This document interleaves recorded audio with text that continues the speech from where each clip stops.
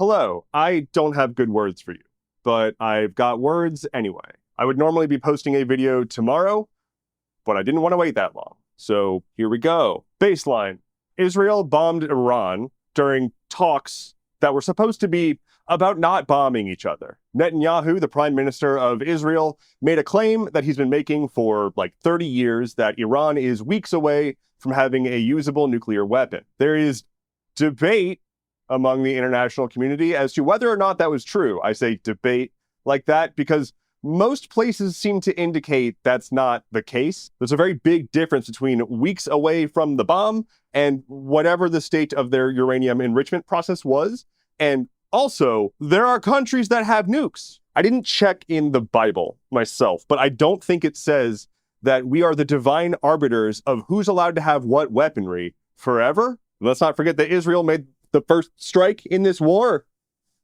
Like, they're the ones with the nukes. Obviously, this has destroyed any notion of diplomacy, and Iran is already saying, how can we possibly trust that the US is acting in good faith with anything? As a refresher, during Trump's first term, he pulled out of the Iranian nuclear deal, and they actually adhered to the deal for like at least a year afterwards. Now he's back, and he's upset about what they're doing and bombed them. He then asserted afterwards that as long as Iran does nothing in response, everything is hunky-dory, which is not how anything works. That's just war, my guy. Bombing foreign soil and then saying, if you do anything else, we'll bomb you more, is war. So despite headlines coming out about various figures in the White House and Pentagon officials saying, oh, we don't want a war, it was just one targeted strike to support, the war that's going on that Israel started. But I want to pivot real quick and point out that there's a lot of conversation right now around whether or not this strike was legal. And let's first just say bombing another country isn't legal regardless. We were not at war with Iran, and then we dropped multiple of some of the largest munitions ever dropped. And now we're trying to say we're not at war with Iran still. During Trump's address about all of this, he said that it was an unconditional success. And again, he asserted that Iran cannot retaliate or the US will make more strikes, which to me sounds like aggression. The multiple stealth bombers dropping bombs on Iran after Israel did a surprise attack on Iran also feels like aggression, for the record. But whether or not it's legal, whether or not it went through Congress, like, for one, when has this administration done anything the right way? And for two, that doesn't make it better. And also, there is precedent for this. Not that it makes it okay. It's not okay. It's extremely not okay. But basically, every president has bombed countries without congressional approval. At least recent presidents, most presidents. And none of that makes it okay.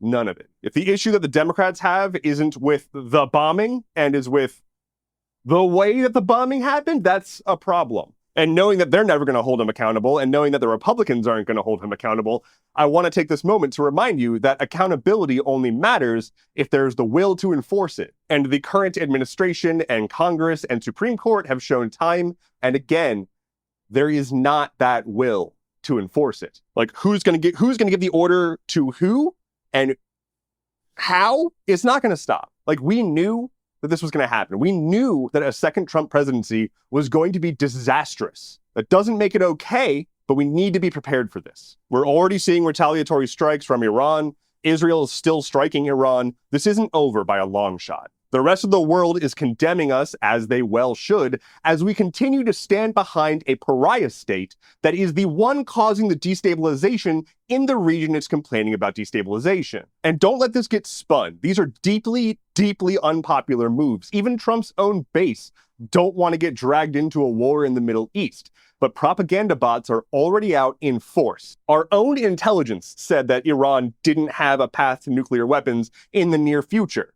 They just made shit up again, just like they did with Iraq. And you can scream about 60% enriched uranium as much as you want, but that doesn't justify bombing another country. If it did, we would be bombed alive. There was a recent job approval rating poll about Trump, and there was one part of it that it blew my mind. I guess I should have expected it, but it turns out that the youngest generation, the 18 to 29-year-old generation, just 3 months ago had a +8 net approval rating of Trump. the youngest eligible voters had a net positive view of Trump. Now, 3 months later, today, it's at -39 among the same cohort, which, like, yay, welcome. You made it eventually, but it just tells me that the propaganda worked. Why would they have believed that? Why would any young person truly believe, from any objective reality, that Donald J. Trump, a barely alive, lifelong con man with a disastrous first term, would do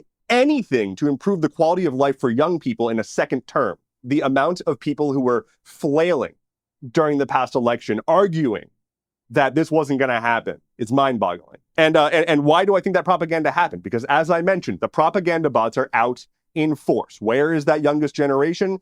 They are online. They are on TikTok. And if you recall TikTok during the past election cycle, it was hell. It was entirely arguing, it was entirely bullshit, and it was entirely astroturfed crap in the comments. The amount of people who were asserting that RFK Jr. was not an anti-vaxxer. Ridiculous. Propaganda bots or farms, or whatever you want to call them, they don't need to make sense. They just need to be so omnipresent that sense is no longer a major factor in the equation. They just need to create enough scenarios where someone saw a thing about a thing that made them associate two things together or internalize some belief that they never even thought about, and they've won. When they can answer something easily, for example, why did we bomb Iran? With an answer like, well, they were close to nukes. Wow, that's very acceptable. That's so internalizable. No further nuance necessary. Absolutely no further attention required. If you were duped by this, I don't know what to tell you. You were duped, and it happens. Propaganda is rampant in the United States. You're not alone. I fall for and have fallen for propaganda plenty, which is why I have learned to cross-reference things and read sources that I've been told not to trust by the ones who are telling me to trust them. Does that make me a conspiracy theorist? No. It makes me someone who wants to gather more information from further perspectives than the American empire. Is Iran the good guy? No. I mean, not the government of Iran. The people of Iran are just people, but the government is not good. And also, the United States just conducted another bombing campaign halfway across the world because we said that it's the right thing to do, and then invoked the name of God repeatedly. So tell me who's the big, scary, religious, political entity that's going to destroy the world, because I've not been bombed once by Iran. But we're about to see a whole lot more people dead from our tax dollars. As I said, I didn't have good words for you. I'm very, very sorry. There's not much of a silver lining to find here. I can look for the good news. I can try to spin it some way, but we are, again, at war in the Middle East, despite what our leadership wants you to think. Despite how much they wish that they could just launch a bomb and not worry about what happens next. That's warfare. And the rest of the world is calling it out as such. Never let them convince you that you hate a random human being across the world because of stories that you've only ever heard from the people telling you to hate them. Are those stories completely meritless and should be 100% thrown aside? No, not necessarily. But if someone tells you that literally everything that they've ever done is righteous and correct and we should ignore the wrongs from the past and this time it'll be different, yeah, that's worth questioning. Because I once held a hope for a peaceful future, but stuff still happened. Take care.